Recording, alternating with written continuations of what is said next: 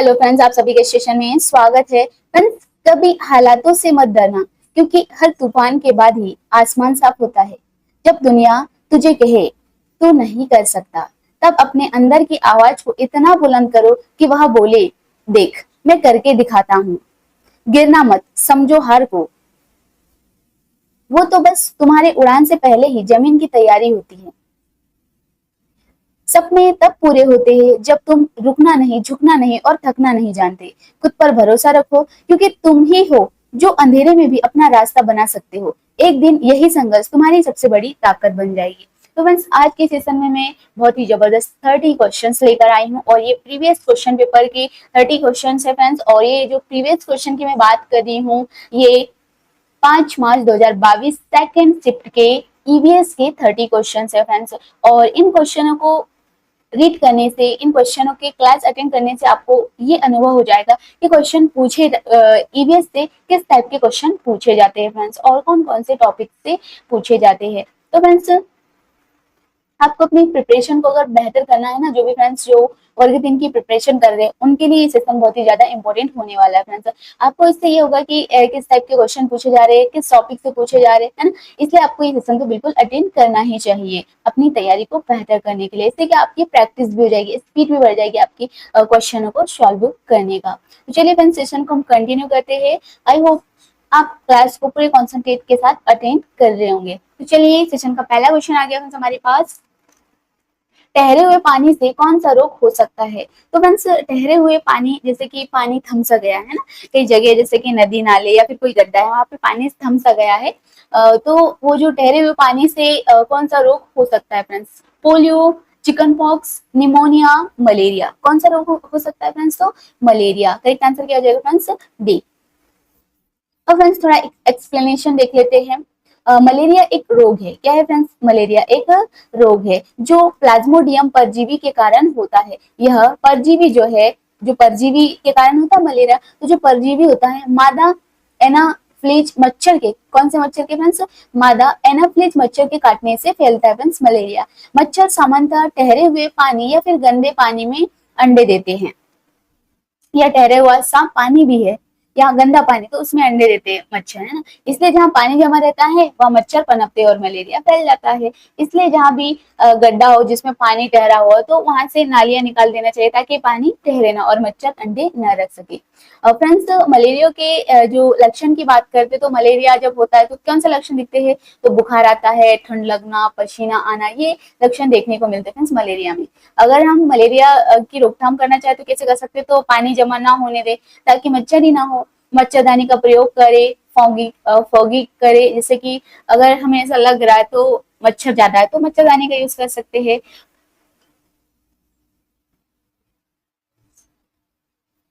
चलिए फ्रेंड्स, अगले क्वेश्चन क्या नजर डालते हैं। अगला क्वेश्चन आ गया हमारे पास। ओजोन परत, किसकी बात हो रही है फ्रेंड्स, ओजोन परत जो यूवी प्रकाश को अवशोषित, कौन सी फ्रेंड्स, यूवी प्रकाश को अवशोषित करती है, वायुमंडल की किस परत में पाई जाती है फ्रेंड्स। समताप मंडल में, वायुमंडल में, मध्य मंडल में या बहिर्मंडल में। तो फ्रेंड्स, यूवी प्रकाश को जो अवशोषित करती है वो वायुमंडल के किस परत में पाई जाती है फ्रेंड्स। ओजोन परत की बात हो रही है ना फ्रेंड्स, तो किस मंडल में पाई जाती है। चार मंडल है फ्रेंड्स, इसमें से किस मंडल में, तो फ्रेंड्स समताप मंडल में पाई जाती है फ्रेंड्स यूवी प्रकाश। फ्रेंड्स, इंपॉर्टेंट पॉइंट्स देख लेते हैं। ओजोन परत जो है पृथ्वी को सूर्य की हानिकारक अल्ट्रा वायलेट किरणों से बचाती है। कौन सी परत फ्रेंड्स, ओजोन परत। यह परत जो है स्ट्रेटोस्फियर, स्ट्रेटोस्फियर यानी समताप मंडल में स्थित होती है। यूवी किरणें जो है त्वचा मोतियाबिंद जैसी समस्या उत्पन्न कर सकती है फ्रेंड्स। यूवी जो किरणें हैं, अगर ओजोन परत नहीं रोकती है तो पृथ्वी पे आके जो मतलब इंसान को प्रॉब्लम हो सकता है, त्वचा कैंसर हो सकता है, मोतियाबिंद जैसी समस्या देखने को मिल सकती है फ्रेंड्स। ओजोन परत का क्षरण क्लोरोफ्लोरोकार्बन के कारण हो रहा है। तो फ्रेंड्स, अभी क्या, जैसे कि प्रदूषण ज्यादा फैल गया तो जो क्लोरोफ्लोरो निकलता है फ्रेंड्स, क्लोरोफ्लोरो जो हम कूलर यूज करते हैं, और भी जैसे कि गाड़ियां जिससे धुआं निकलता है ना, तो वो जो गैस हानिकारक गैसें है वो ओजोन परत को क्षरण यानी ओजोन परत को क्षति पहुंचाते हैं। तो सबसे ज्यादा जो क्षति पहुंचाता है वो गैस है फ्रेंड्स फ्लोरोफ्लोरोकार्बन। आपको बहुत ही अच्छे से याद रखना है फ्रेंड्स। समताप मंडल पृथ्वी से 10 से 15 किलोमीटर ऊंचाई पर स्थित है। ओजोन परत का अधिकतम घनत्व कितना 20 से 30 किलोमीटर के बीच होता है। और 16 सितंबर को अंतरराष्ट्रीय ओजोन परत मनाया जाता है। आपको बहुत अच्छे से याद रखना है कि ओजोन परत दिवस कब मनाया जाता है, तो 16 सितंबर को फ्रेंड्स। मॉन्ट्रियल प्रोटोकॉल ओजोन परत की सुरक्षा के लिए बना है। कौन सा फ्रेंड्स, तो ओजोन परत की सुरक्षा के लिए जो प्रोटोकॉल बना है वो कौन सा है, तो मॉन्ट्रियल प्रोटोकॉल। कौन सा friends, Montreal protocol. Correct answer क्या जाएगा फ्रेंड्स, समताप मंडल। अगले क्वेश्चन का नजर डालते हैं। अगला क्वेश्चन हमारे पास ये रहा,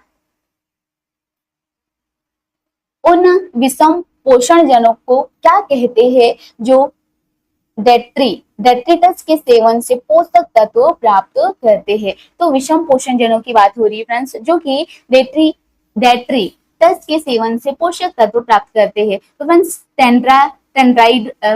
टेंड्राइटस या डेट्री डेट्रीटिवोर्स या फिर फ्लोरीवोर या पलिनीवोर। तो करेक्ट आंसर क्या हो जाएगा फ्रेंड्स,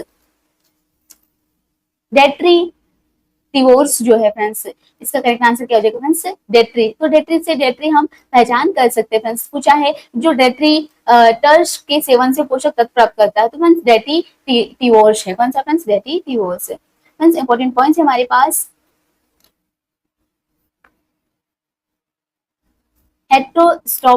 हेट्रोस्टॉप्स वे जीव होते हैं जो अपना भोजन स्वयं नहीं बनाते, दूसरे पर निर्भर होते हैं।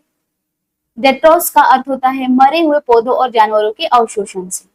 मतलब जो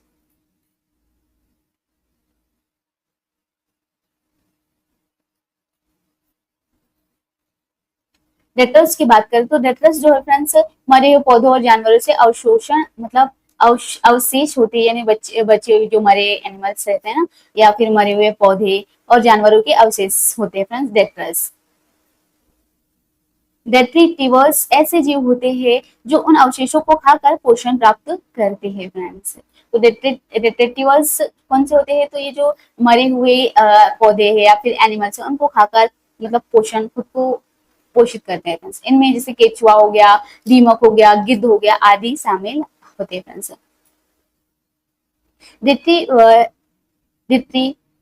डिट्रीटिवर्स पारिस्थितिक तंत्र में साफ सफाई करने वाले के रूप में कार्य करते हैं, और ये जीव पोषक तत्वों को पुनः मिट्टी में मिलाकर मृदा उर्वरक बनाते हैं, जैसे केचुआ हो गया है। यह अपघटक प्रक्रिया का हिस्सा होता है फ्रेंड्स।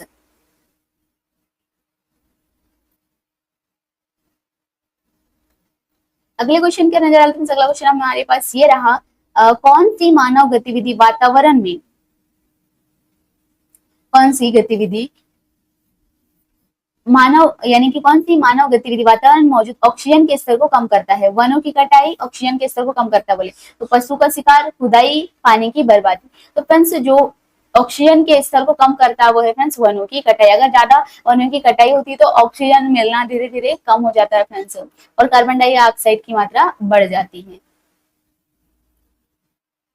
वृक्ष और पौधों प्रकाश संश्लेषण के माध्यम से वायुमंडल में ऑक्सीजन को छोड़ते हैं, है ना। वृक्ष और पेड़ पौधे जो होते हैं प्रकाश संश्लेषण के माध्यम से वायुमंडल में ऑक्सीजन को छोड़ते हैं। वनों की कटाई से पेड़ों की संख्या घटती है, जिससे ऑक्सीजन निर्माण घट जाता है। इससे पर्यावरण असंतुलित होता है और वायुमंडल यानी प्रदूषण, वायुमंडल में प्रदूषण भी बढ़ जाता है। जैसे पशु शिकार, खुदाई और पानी की बर्बादी से सीधे ऑक्सीजन स्तर पर उतना प्रभाव नहीं पड़ता, लेकिन पेड़ों की कटाई से ज्यादा प्रभाव पड़ता है फ्रेंड्स। ऑक्सीजन का स्तर बनाए रखने के लिए वनों का संरक्षण अनिवार्य है, और ज्यादा से ज्यादा वृक्षारोपण करना भी बहुत जरूरी होता है। वन महोत्सव और पौधारोपण अभियान का उद्देश्य पर्यावरण का संतुलन बनाए रखना है फ्रेंड्स। भारत में राष्ट्रीय नवीनीकरण कार्यक्रम चलाया गया है, और डिफोरेस्टेशन से जलवायु परिवर्तन और जैव विविधता पर भी असर पड़ता है फ्रेंड्स। अगले क्वेश्चन की ओर नजर डालते हैं। अगला क्वेश्चन ये रहा हमारे पास, वन घास के मैदान और मरुस्थल का एग्जाम्पल है।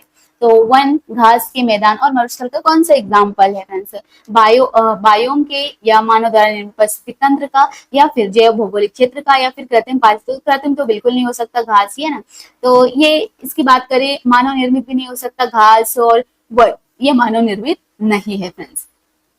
जैव भूगोल की बात करें तो जैव भौगोलिक के अंतर्गत, जैसे कि जैव की बात करें तो जैव के अंतर्गत मरुस्थल और मैदान नहीं आएंगे, है ना फ्रेंड्स। तो करेक्ट आंसर क्या हो जाएगा, बायोम के। क्या हो जाएगा फ्रेंड्स, बायोम के। तो वन है, घास है, मैदान है, मरुस्थल है, किसके एग्जाम्पल है, तो बायोम के एग्जाम्पल है फ्रेंड्स, बायोम के। अब देखते हैं बायोम। बायोम एक बड़ा भौगोलिक क्षेत्र होता है। क्या होता है फ्रेंड्स, एक बहुत ही बड़ा भौगोलिक एरिया होता है जहां विशेष प्रकार की जलवायु और वनस्पतिक होती है। एग्जाम्पल के लिए जैसे कि उष्णकटिबंधीय वर्षावन, टुंड्रा, मरुस्थल, घास के मैदान आदि। ये सभी प्राकृतिक पारिस्थितिक तंत्र का हिस्सा है। मानव द्वारा निर्मित जैसे कि बगीचा, खेत, एकेरियल अलग अलग होते हैं, जैसे मानव निर्मित हो गया है ना, सड़क हो गया, ये मानव निर्मित है। बायोम जलवायु के अनुसार वर्गीकृत किए जाते हैं, जैसे कि शुष्क, ठंडे, है ना, नम। प्रत्येक बायोम में विशिष्ट जीव और पौधे पाए जाते हैं। बायोम की विविधता से पृथ्वी पर जैव विविधता बनी रहती है, बायोडाइवर्सिटी, है ना। पारिस्थितिकी संतुलन बनाए रखने में बायोम का योगदान महत्वपूर्ण है।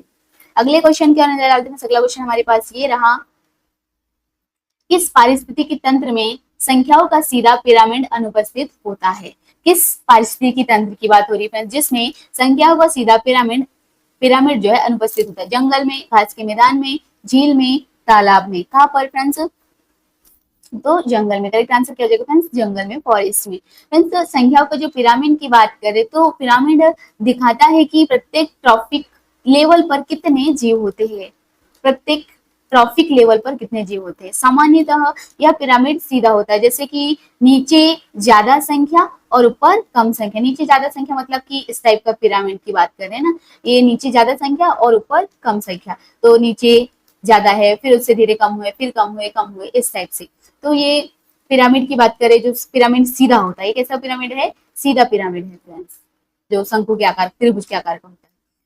नीचे ज्यादा संख्या होती है और ऊपर कम संख्या होती है। परंतु जंगल में यह उल्टा होता है, क्योंकि यह विशाल पेड़ पर कई पक्षी, कीड़े आदि रहते हैं। तो ये किसका फ्रेंड्स, नॉर्मली जैसे कि झील हो गया, तालाब हो गया, ये इसका होगा, ये जैसे कि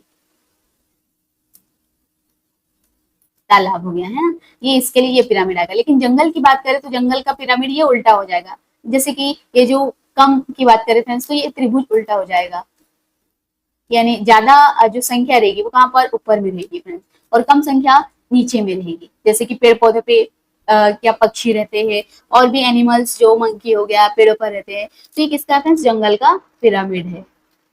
ये बाकी की तुलना में अपोजिट होता है। जैसे कि ये घास के मैदान, तो घास का मैदान का पिरामिड ऐसा होगा, है ना, या फिर तालाब हो गया, तो ये घास का पिरामिड ऐसा होगा। लेकिन जंगल की बात करें तो जंगल का पिरामिड जस्ट इसका उल्टा होगा फ्रेंड्स, इस टाइप से। इस स्थिति में उत्पादकों की संख्या कम होती है, लेकिन उपभोक्ताओं की संख्या अधिक होती है। उत्पादक जो प्रोडक्ट, जैसे कि पेड़ पौधे होते हैं जो अपना भोजन स्वयं बनाते हैं, उसे कहते हैं प्रोडक्टर्स, यानी उत्पादक। और जो उपभोक्ता होते हैं उसे ग्रहण करते हैं, जैसे कि हम स्वयं भोजन नहीं बनाते, हम पेड़ पौधे से भोजन को लेते हैं, तो हम क्या है, उपभोक्ता है। लेकिन पेड़ पौधे क्या है, उत्पादक है, जो अपना भोजन स्वयं बनाते हैं। तो जो उत्पादक है, उत्पादक की संख्या जो कम होती है यहाँ पे, कहाँ पर, ये जो जंगल में, जैसे कि पेड़ पौधे, है ना, पेड़ पौधों की संख्या कम होती है, लेकिन जो उसको यूज करने वाले उपभोक्ता होते हैं वो इनकी संख्या ज्यादा होती है, इसलिए पिरामिड कैसा होगा, उल्टा होगा फ्रेंड्स, है ना। पारिस्थितिकी पिरामिड के 3 प्रकार होते हैं, एक तो संख्या के आधार पर, द्रव्यमान के आधार पर, और एनर्जी के आधार पर। तो जैसे कि हमने देखा, ये किसके आधार पर था, जो एनर्जी है, उत्पादक और उपभोक्ता के आधार पर, है ना। तो ये 3 आधार पर पिरामिड को डिवाइड किया जाता है पारिस्थितिकी पिरामिड को। एक तो संख्या के आधार पर, द्रव्यमान के आधार पर, और ऊर्जा के आधार पर। तो जंगलों में संख्यात्मक पिरामिड अक्सर उड़ा होता है, तो ये किसके संख्यात्मकता के आधार पर था। यह पिरामिड पारिस्थितिकी तंत्र की ऊर्जा प्रवाह की दिशा भी बताती है। संख्याओं का उल्टा पिरामिड दिखाते हैं, और एक ही इस स्रोत पर कई उपभोक्ता निर्भर रहते हैं, जैसे पेड़ पे, है ना। अगले क्वेश्चन के अंदर नजर डालते हैं। अगला क्वेश्चन ये रहा हमारे पास, पारिस्थितिकी अनुक्रम में अंतिम स्थिर समुदाय है, क्या है, चरमोत्कर्ष, मांसाहारी, प्रथम अन्वेषक, शाकाहारी।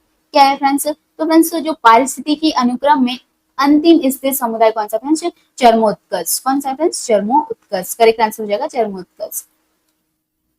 फ्रेंड्स पारिस्थितिकी अनुक्रम की बात करें, इकोलॉजिकल सक्सेशन की बात करें, तो यह एक प्रोसेस है। क्या फ्रेंड्स, एक प्रोसेस है जिसमें कि पारिस्थितिकी तंत्र के समय के साथ विकसित होता है। किसके साथ फ्रेंड्स, पारिस्थितिकी तंत्र के समय के साथ विकसित होता है। यह प्रक्रिया प्रथम उपनिवेशी उपनिवेशी से शुरू होता है। कहां से फ्रेंड्स? प्रथम उपनिवेशी से। कौन सा? चरमोत्कर्ष। धीरे धीरे अधिक जटिल समुदाय विकसित होता है। पहले तो सिंपल, उसके बाद धीरे धीरे कठिन। अंत में जो स्थिर और संतुलन समुदाय बनता है उसे चरमोत्कर्ष समुदाय कहा जाता है। चरमोत्कर्ष समुदाय स्थिर और आत्म निरंतर होता है। इसमें जैव विविधता अधिक होती है और पर्यावरण स्थिर रहता है चरमोत्कर्ष में। और यह स्थिति तब आती है जब अनुक्रम की प्रक्रिया पूर्ण हो जाती है। यह प्राकृतिक या कृत्रिम अनुक्रम दोनों हो सकता है चरमोत्कर्ष। अगले क्वेश्चन की नजर डालते हैं। अगला क्वेश्चन ये रहा हमारे पास। श्रीनगर में पुराने घर पर पत्थर, ईंट और लकड़ी के बने होते हैं। कहाँ की बात होगी फ्रेंड्स? श्रीनगर की। श्रीनगर कहाँ? जम्मू कश्मीर की कैपिटल। तो श्रीनगर में जो पुराने घर होते हैं पत्थर, ईंट और लकड़ी के बने होते हैं। दरवाजे और लकड़ियों में नहीं, दरवाजे और खिड़कियों में सुंदर वृत्त खंड होते हैं, उन्हें क्या कहा जाता है? तो दरवाजे और खिड़कियों में जो सुंदर वृत्त खंड होते हैं उन्हें किस नाम से जाना जाता है? मेहराब के नाम से, हैजिंदा के नाम से, या खलिहान के नाम से, या सागवान के नाम से? किसके नाम से जाना जाता है फ्रेंड्स? तो उसे जो महराब के नाम से जाना जाता है। जो उत्तराखंड बोली, जम्मू कश्मीर जो श्रीनगर है वहां पर जो पुराने घर है फ्रेंड्स, वहां के जो खिड़की और दरवाजे पे जो सुंदर सा डिजाइन किया जाता है वृत्त खंड वाला, उससे किस नाम से जानते हैं? तो फ्रेंड्स उसे मेहराब के नाम से जाना जाता है फ्रेंड्स। जैसे कि या उत्तराखंड के जो घर है वहां के जो विंडो है ना, ये घर है, यहाँ पे जो विंडो है, यहाँ पे जो डिजाइन होता है वृत्त खंड यानी कि गोले होते हैं, ये खंड में होते हैं, तो इन्हें किस नाम से जाना जाता है? तो फ्रेंड्स इसे जाना जाता है महराब के नाम से। फ्रेंड्स श्रीनगर की पारंपरिक वास्तुकला में लकड़ी और पत्थर का उपयोग प्रमुखतः से होता था। दरवाजे और खिड़कियों में सुंदर गोलाकार आकृति होती थी जिसे मेहराब कहा जाता था। सुंदर, जैसे कि ये विंडो है, विंडो पर सुंदर सी आकृति होती थी गोले का, इसे क्या कहा जाता था फ्रेंड्स? मेहराब। क्या कहा जाता था? मेहराब।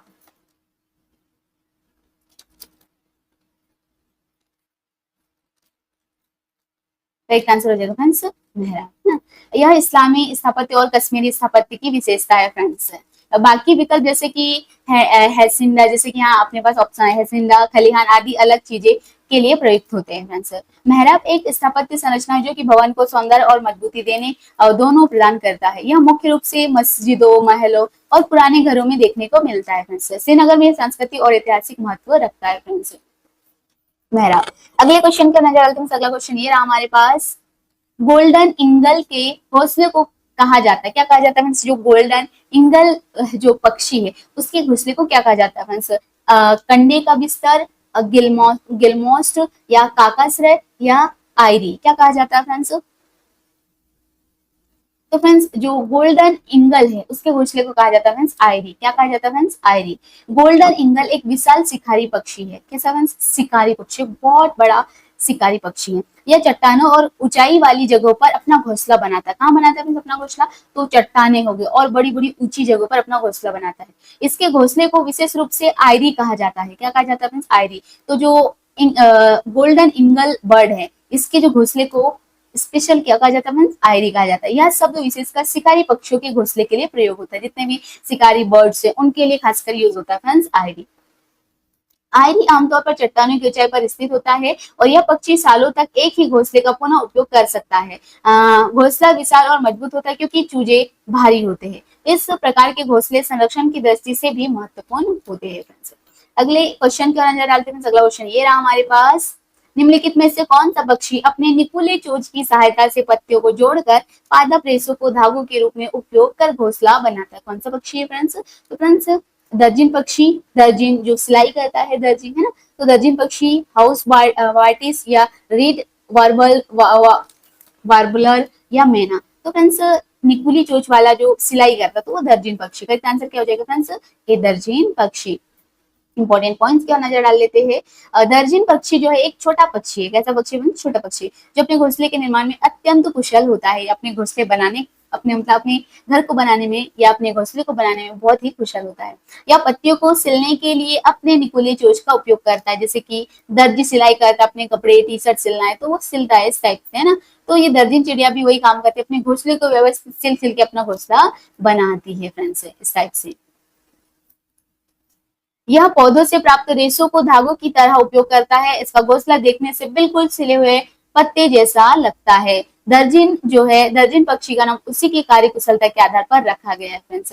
और यह पक्षी अधिकतर बाग बगीचों में, झाड़ियों में पाया जाता है। इसका घोंसला पक्षियों से सबसे अनोखे घोंसले में गिना जाता है और यही पक्षी अपने घोंसले की सिलाई इतनी महीन करता है कि यह इंसान दर्जी जैसा प्रतीत होता है फ्रेंड्स। फ्रेंड्स, अगर आपको सेशन अच्छी लगे तो इसे लाइक एंड शेयर जरूर कीजिएगा और ऐसे जो फ्रेंड्स है जो वर्ग 3 की प्रिपरेशन कर रहे हैं उनके लिए तो ये सेशन बहुत ही ज्यादा हेल्पफुल होने वाला है फ्रेंड्स। तो इसीलिए अगर आपके ऐसे फ्रेंड्स होंगे जो तैयारी कर रहे हैं तो उन्हें भी शेयर जरूर कीजिएगा ताकि उन्हें भी पता चले कि किस टाइप के क्वेश्चन पूछे जाते हैं।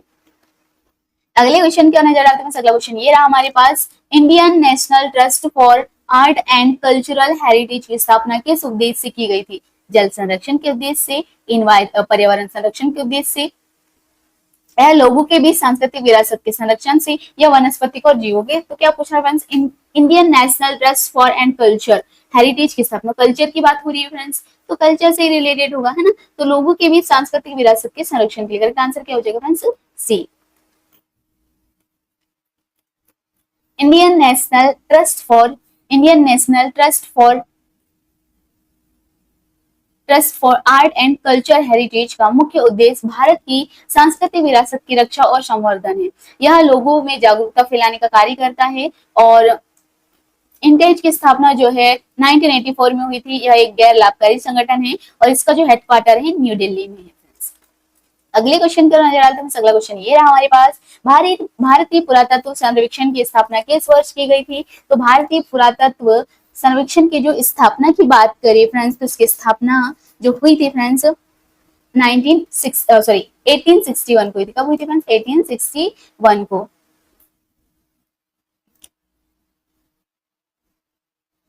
आर्कोलॉजिकल सर्वे ऑफ इंडिया की जो स्थापना 1961 में लॉर्ड कॉर्निक द्वारा की गई थी। किसके द्वारा फ्रेंड्स? लॉर्ड कॉर्निक के द्वारा की गई थी और इसका जो कार्य भारत की प्राचीन धरोहरों की खोज और संरक्षण करना है। आर्कियोलॉजिकल सर्वे ऑफ इंडिया की बात करें तो भारत सरकार का एक प्रमुख विभाग है फ्रेंड्स। यह सांस्कृतिक विरासत को संरक्षित करता है। अगले क्वेश्चन का नजर आते हैं। अगला क्वेश्चन ये रहा हमारे पास, हमारे स्वास्थ्य को प्रभावित करने वाले प्रमुख कारक कौन कौन से है? स्वच्छता और आरोग्यता। तो फ्रेंड्स, जैसे कि हमारे स्वास्थ्य को प्रभावित करने वाले कारक कौन से हैं? तो स्वच्छता और आरोग्यता, आरोग्य शास्त्र, आलस्य और निष्क्रिय, अस्वस्थकर और अति सक्रिय, स्वच्छता और सक्रियता। तो फ्रेंड्स, ये जो है हमारे स्वास्थ्य को प्रभावित करने वाले कारक की बात करें तो स्वच्छता और आरोग्य शास्त्र। क्या है फ्रेंड्स? आरोग्य शास्त्र। करेक्ट आंसर हो जाएगा फ्रेंड्स ए। फ्रेंड्स, स्वास्थ्य के लिए स्वच्छता और आरोग्य शास्त्र अत्यंत आवश्यक है। इनकी अनुपस्थिति में बीमारी फैल जाती है फ्रेंड्स। व्यक्तिगत और सामुदायिक स्वच्छता का सीधा संबंध स्वास्थ्य से है। स्वच्छता से जल जनित रोगों में कमी आती है फ्रेंड्स। अगले क्वेश्चन का चलते हैं। अगला क्वेश्चन ये रहा हमारे पास, उचित स्वच्छता बनाए रखने के लिए सबसे महत्वपूर्ण कारक क्या है? खुले में शौच करना? बिल्कुल नहीं। अस्वच्छ जीवन शैली का पालन करके, खुले में शौच की प्रथा को समाप्त करके, या अनुचित स्वच्छता का पालन करके। तो फ्रेंड्स, जो है उचित स्वच्छता बनाए रखने के लिए सबसे महत्वपूर्ण कारक की बात करें तो खुले में शौच की प्रथा को समाप्त करके फ्रेंड्स। ओपन डिफेक्शन, खुले में शौच से जल प्रदूषण और बीमारियां फैलती है। इसकी समाप्ति से स्वच्छता और स्वास्थ्य दोनों में सुधार होता है। स्वच्छ भारत अभियान का मुख्य उद्देश्य खुले में शौच की प्रथा समाप्त करना है और इससे बच्चों और महिलाओं के स्वास्थ्य पर सकारात्मक असर पड़ता है। अगले क्वेश्चन की नजर आते हैं। अगला क्वेश्चन ये रहा हमारे पास, संस्था निम्न में से किस देश की आंतरिक एजेंसी फ्रेंड्स? SANSA किस कंट्री की आंतरिक एजेंसी है फ्रेंड्स? सुपरको स्पेन की, कॉनिडा यानी कॉनिडा कनाडा की, SAN दक्षिण अफ्रीका की, या फिर SAU सऊदी अरब की? तो फ्रेंड्स, SANSA संस्था कि जो किस देश की आंतरिक एजेंसी है? तो फ्रेंड्स, हमें स्पष्ट दिख रहा है कि ये किसकी है? साउथ अफ्रीका की एजेंसी। कहाँ की फ्रेंड्स? साउथ अफ्रीका की।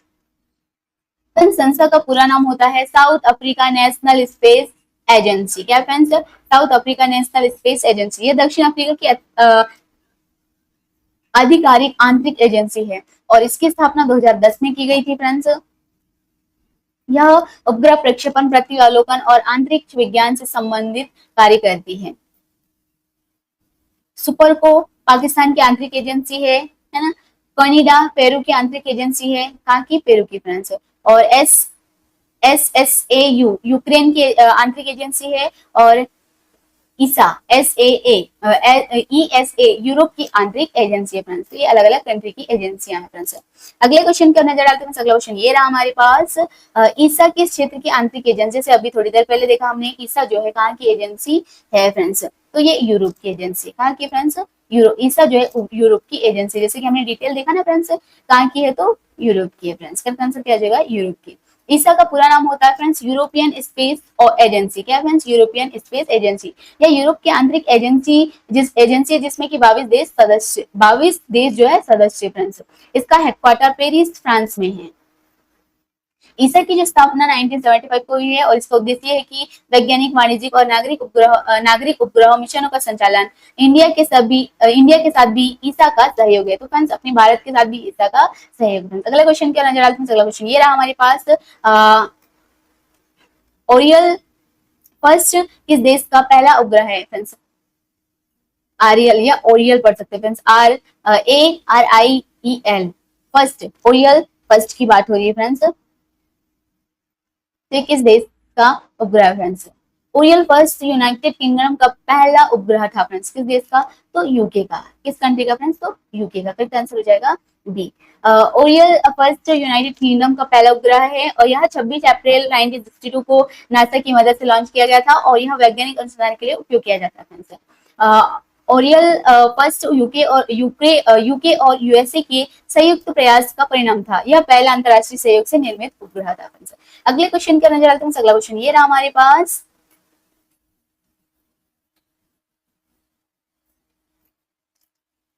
IRS फर्स्ट ए को किस वर्ष सफलतापूर्वक प्रक्षेपित किया गया था फ्रेंड्स? किस ईयर में? तो फ्रेंड्स करेक्ट आंसर हो जाएगा 1988 को। कब फ्रेंड्स? 1988 को। Friends IRS first A Bharat का पहला रिमोट सेंसिंग उपग्रह था और इसे 17 मार्च 1988 को सोवियत संघ से लॉन्च किया गया था और यह जो है फ्रेंड्स भारत को कृषि, वन, जल संसाधन आदि की निगरानी करने में मदद करता है। कौन सा friends? IRS first A. Launch जो बीकानेर से हुआ था और ये किस वाहन से हुआ था फ्रेंड्स? तो वॉस्टॉक से। किससे फ्रेंड्स? वॉस्टॉक से। इसरो ने इसे विकसित किया था फ्रेंड्स। अगले क्वेश्चन की नजर डालते हैं। अगला क्वेश्चन ये रहा हमारे पास, निम्नलिखित में से कौन सा पृथ्वी अवलोकन उपग्रह हाल ही में इसरो द्वारा लॉन्च किया गया है फ्रेंड्स? क्या पूछा फ्रेंड्स?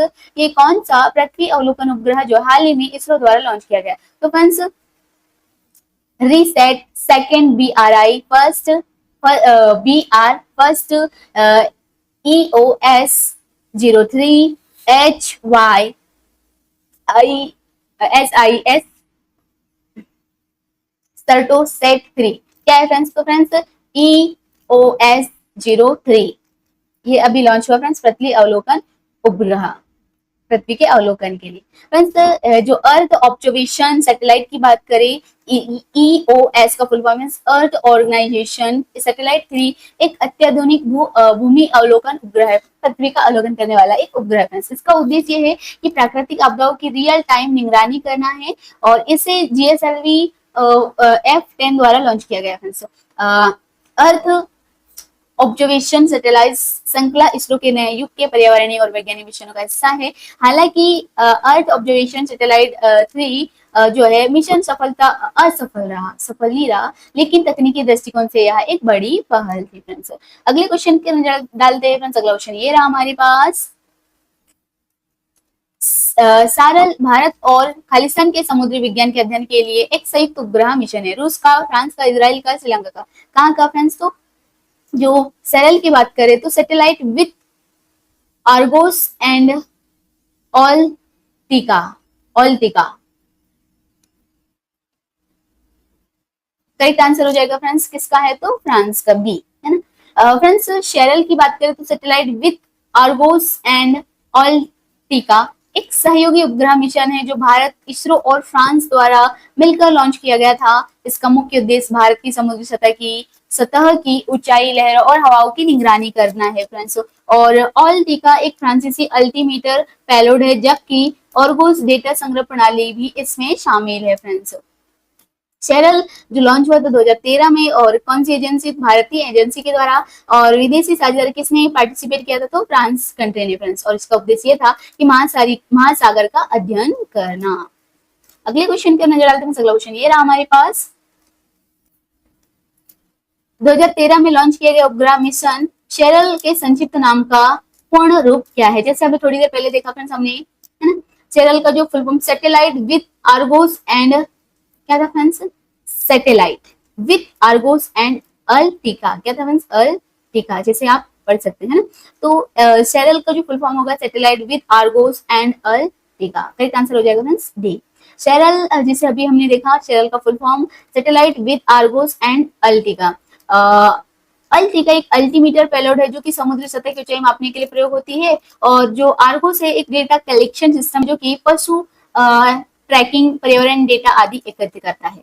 अल्टिका फ्रांसीसी अल्टीमीटर है। आर्गोस डेटा संग्रह प्रणाली है, और मिशन का उद्देश्य था कि समुद्र विज्ञान संबंधी डेटा को कलेक्ट करना। लॉन्च हुआ था 2013 में, जिसे हमने देखा थोड़ी देर पहले, है ना। अगले क्वेश्चन की नजर डालते हैं। अगला क्वेश्चन ये रहा हमारे पास, निम्नलिखित में से किसे इसरो के लद्दू घोड़े के रूप में जाना जाता है? ए एस एल वी को, पी एस एल वी को, G S L V M के सेकेंड को, या G S L V M के थर्ड को? किसे लद्दू घोड़े के नाम से जाना जाता था, लद्दू घोड़े के रूप में जाना जाता है किसे फ्रेंड्स? तो फ्रेंड्स लद्दू घोड़े के रूप में जो जिसे जाना जाता है वो friends P S L we. कौन सा friends? P S L we.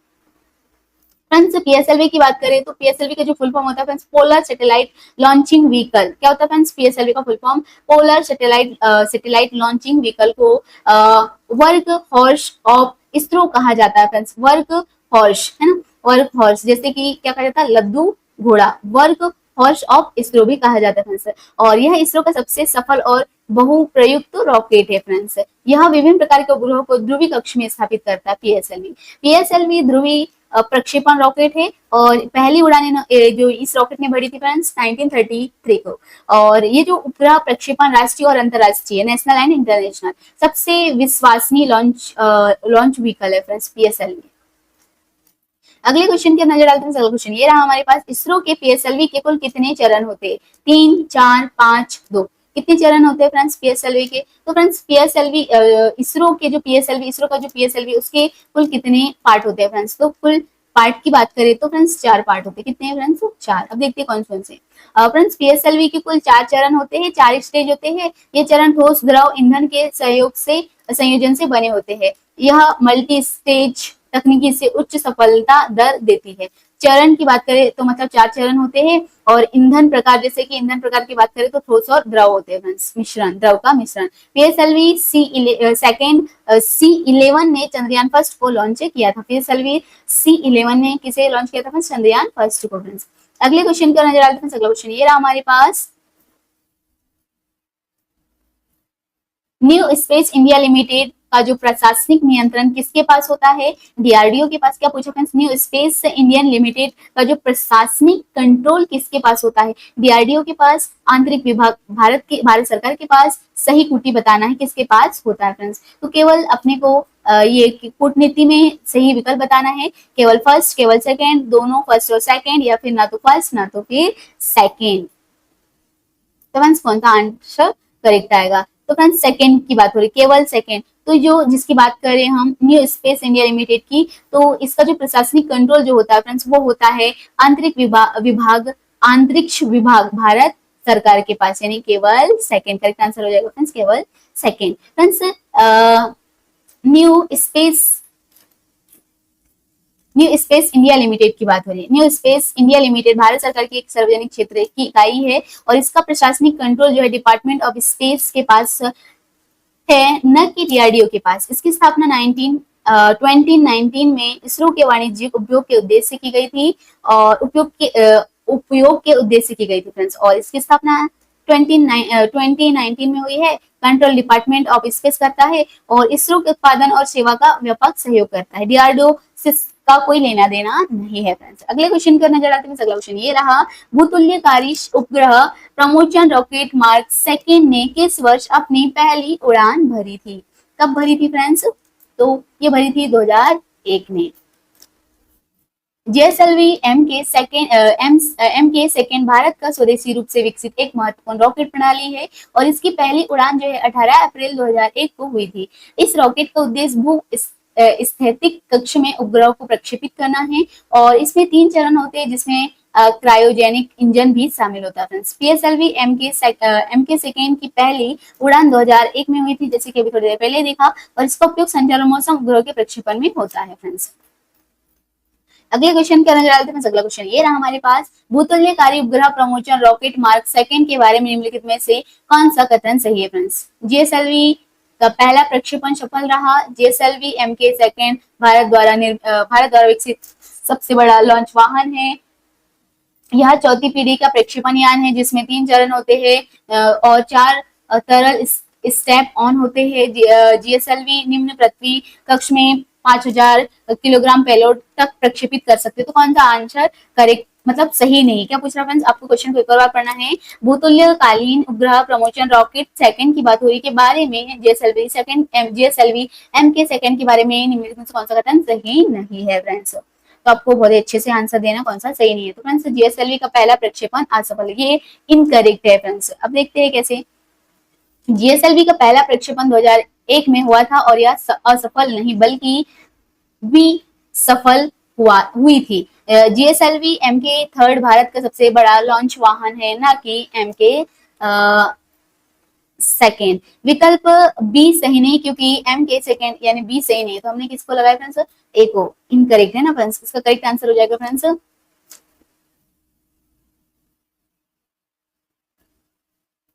Correct answer हो जाएगा फ्रेंड्स ये रॉन्ग है फ्रेंड्स।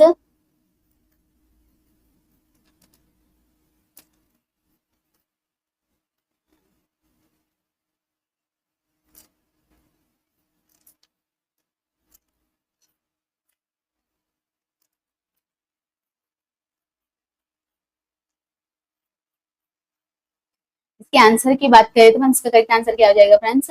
बी। जो जीएसएलवी एम के सेकेंड भारत द्वारा विकसित सबसे बड़ा लॉन्च वाहन नहीं है फ्रेंड्स, तो सबसे बड़ा लॉन्च वाहन नहीं है। विकल्प सबसे बड़ा लॉन्च वाहन है फ्रेंड्स जीएसएलवी एम के सेकेंड। विकल्प यानी ये सेकेंड नंबर का सही है। और जीएसएलवी एम के सेकेंड की एलईओ क्षमता लगभग 5000 किलोमीटर है, तो ये सही बैठता है फ्रेंड्स। जीएसएलवी एम के थर्ड भारत का सबसे शक्तिशाली रॉकेट है और जीएसएलवी एम के सेकेंड में 3 चरण होते हैं। यह भूस्थिति कक्षा में उपग्रह ले जा सकता है। यह पहला प्रक्षेपण आंशिक रूप से सफल रहा। फ्रेंड्स कौन सा? GSLV second. अगले क्वेश्चन का नजर डालते हैं। अगला क्वेश्चन ये रहा हमारे पास, बच्चे द्वारा कोई भी अभिव्यक्ति नवाचार तरीके से की गई हो तो वह किस प्रकार की अभिव्यक्ति कहलाएगी? क्रिएटिव, ड्रामेटिक, सोशल या फिर सौंदर्य शास्त्री, एस एस्थेटिक्स यानी सौंदर्य शास्त्री। तो फ्रेंड्स जो अभिव्यक्ति नाचा तरीके से की गई कोई भी प्रकार की अभिव्यक्ति क्या कहलाएगी फ्रेंड्स? क्रिएटिव। एक आंसर हो जाएगा फ्रेंड्स क्रिएटिव यानी ए। अगले जो इंपॉर्टेंट पॉइंट्स हमारे पास ये है कि जब बच्चे किसी विचार या भाव को नए और मौलिक रूप से प्रस्तुत करता है तो वह क्रिएटिव कहलाता है। यह बच्चों की सोच, कल्पना और नवाचार का परिणाम होता है फ्रेंड्स। इससे बच्चों की समस्या समाधान क्षमता और आत्मविश्वास बढ़ता है। अगले क्वेश्चन का नजर डालते हैं। अगला क्वेश्चन ये रहा हमारे पास, शिक्षक को उन गतिविधियों के साथ पाठों की योजना बनानी चाहिए जिनका उद्देश्य कक्षा में युवा शिक्षार्थियों के बीच किन गुणों का पोषण करता है? केवल रचनात्मक का? केवल है वो तो बिल्कुल ही हटा देना फ्रेंड्स, ये बिल्कुल रॉन्ग हो जाएंगे। ठीक है, करेक्ट आंसर क्या हो जाएगा? अभिव्यक्ति, रचनात्मक और कल्पना। करेक्ट आंसर हो जाएगा फ्रेंड्स डी। इंपॉर्टेंट पॉइंट्स क्या नजर डाल लेते हैं फ्रेंड्स। एक आदर्श शिक्षक को पाठों में ऐसी गतिविधियां जोड़नी चाहिए जिससे छात्रों की अभिव्यक्ति और रचनात्मक और कल्पना को प्रोत्साहन मिले। ये गुण बच्चों के समग्र मानसिक और भावनात्मक विकास में भी हेल्प करते हैं। जैसे शारीरिक शक्ति भी इम्पोर्टेंट है, लेकिन रचनात्मक की गतिविधियों में मुख्य रूप से मानसिक गुण आवश्यक होते हैं। अच्छी शिक्षण योजना में रचनात्मक, कल्पना और अभिव्यक्ति को बढ़ावा दिया जाता है फ्रेंड्स। अगले क्वेश्चन का नजर डालते हैं। अगला क्वेश्चन ये रहा हमारे पास, एक शिक्षिका ने छात्र को पेड़ और उसके चारों ओर की वस्तुओं का चित्र बनाने को कहा। यह अधिगम कौन सी विधि है फ्रेंड्स? ये अधिगम की कौन सी विधि है पूछा? अधिगम की, लर्निंग की कौन सी विधि है? अवलोकन विधि, प्रदर्शन विधि, रचनात्मक अभिव्यक्ति विधि, खेल विधि। जैसे कि एक शिक्षिका ने क्या कहा कि पेड़ के आसपास जितने भी वस्तु उसका इमेज बनाने के लिए, तो ये कौन सी विधि होगी फ्रेंड्स? रचनात्मक विधि।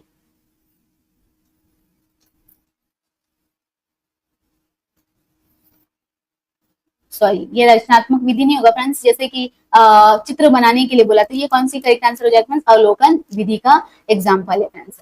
जब किसी वस्तु को स्वयं देखकर उसका चित्र बनाना है तो वह अवलोकन विधि कहलाएगी। कौन सी विधि फ्रेंड्स, अवलोकन विधि। और यह विधि बच्चों की निरीक्षण क्षमता को बढ़ाता है। यह विधि वास्तविक जीवन अनुभव से अधिगम करवाती है। अवलोकन विधि में प्रत्यक्ष अनुभव द्वारा अधिगम होता है, प्रत्यक्ष सामने एटीजेट दिखाई देता है फ्रेंड्स। यह पर्यावरणीय अध्ययन में विशेष उपयोगी होता है अवलोकन विधि, और बच्चों की ध्यान केंद्रित करने की क्षमता और सृजनात्मकता को भी बढ़ाता है। ये सेशन का लास्ट क्वेश्चन है फ्रेंड्स। मूल कलाएं, जो मूल कलाएं अक्सर बच्चों को वे भावनाएं और विचार व्यक्त करने के लिए प्रेरित करती है जो बोलकर नहीं कहना चाहते हैं। बोलकर नहीं कहना, मतलब बोलकर कहना नहीं चाहते। इस माध्यम से कौन सी रचनात्मक अभिव्यक्ति देखी जा सकती है, जैसे कि बच्चे को अपनी भावनाओं को या अपनी बातों को रखना है, लेकिन वो कहना नहीं चाहते, अपनी बात को बोलना नहीं चाहते, तो उसे कौन सी रचनात्मक अभिव्यक्ति देखी जाती है? तो भाषण, बैंड का लाइव प्रदर्शन, संगीत, गति का गति एवं नृत्य। करेक्ट आंसर हो जाएगा फ्रेंड्स, गति एवं नृत्य। जैसे कि बोलकर, या फिर अपनी बात को नहीं रख पा रहे, अपनी भावनाओं को बोलकर, तो वो गति के माध्यम से, नृत्य के माध्यम से रख सकते हैं। जैसे कि गैर मौखिक कला, जैसे नॉन वर्बल आर्ट, जैसे कि चित्रकला की बात हो रही, नृत्य, अभिनय आदि बच्चों के भीतर भावनाओं को व्यक्त करने का साधन होता है। अगर किसी बच्चे को गुस्सा आ रहा है तो वो अपने जैसे कि नृत्य के माध्यम से या फिर चित्रकला के माध्यम से इमेज को थोड़ा सैड वाला इमेज बना देगा, है ना, तो इससे समझ जाएगा, मतलब जैसे कि समझने वाले, जैसे कि मम्मी है ना, तो समझ जाएगी कि बच्चे को गुस्सा आ रहा है, इसलिए ये ड्राइंग भी इसी टाइप का कर रहा है। तो ये बच्चों के अभिव्यक्त करने की, जैसे कि चित्रकला के माध्यम से व्यक्त कर सकता है, नृत्य के माध्यम से, है ना, अभिनय एक्टिंग के माध्यम से, तो भावना को व्यक्त करने का साधन होता है। जब कोई बच्चा शब्दों में अपनी बात नहीं कर पाता तो गति, मुद्राएं और नृत्य के माध्यम से अपनी भावना अभिव्यक्त कर सकता है। गति नृत्य में शारीरिक शरीर की भाषा जैसे बॉडी लैंग्वेज से प्रकट होते हैं, जिससे बच्चों की रचनात्मक और आत्म अभिव्यक्ति को प्रोत्साहन मिलता है फ्रेंड्स। तो ये थे फ्रेंड्स हमारे 30 क्वेश्चंस और इम्पोर्टेंट पॉइंट्स। आई होप आपको सेशन पसंद आया होगा। Thank you for watching friends. हंसते रहिए, मस्त रहिए और अपनी तैयारी को, हालांकि आपकी तैयारी अच्छी है पर इसे और बेहतर करने के लिए आपको प्रीवियस क्वेश्चन को तो जरूर देखना चाहिए।